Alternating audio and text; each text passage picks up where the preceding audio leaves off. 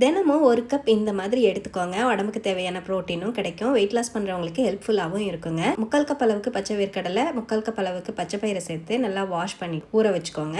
4லேருந்து 5 மணி நேரம் ஊறி வந்ததுக்கு அப்புறமா வேர்க்கடலையையும் பச்சை பயிரையும் குக்கருக்கு மாற்றிட்டு 1 கப் அளவுக்கு தண்ணி சேர்த்து 1/2 டீஸ்பூன் உப்பு சேர்த்து குக்கர் மூடி போட்டு 3 விசில் விட்டு இறக்கிக்கோங்க.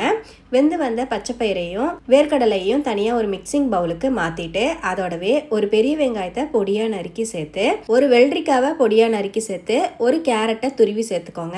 ஒரு கையளவுக்கு மல்லித்தலைவையை பொடியா நறுக்கி சேர்த்து ஒரு தக்காளி பழத்தையும் பொடியா நறுக்கி சேர்த்து 2 பச்சை மிளகாவையும் பொடியா நறுக்கி சேர்த்து எல்லாத்தையும் நல்லா மிக்ஸ் பண்ணிட்டு 1/2 டீஸ்பூன் குருமிளகு பொடி, 1/2 டீஸ்பூன் உப்பு, 1 டீஸ்பூன் ஜீரக பொடி, 1/2 டீஸ்பூன் சாட் மசாலாவை சேர்த்து நல்லா கலந்து விட்டுருங்க. கடைசியா ஒரு 1/2 லெமன் ஜூஸையும் சேர்த்து நல்லா கலந்து விட்டுருங்க.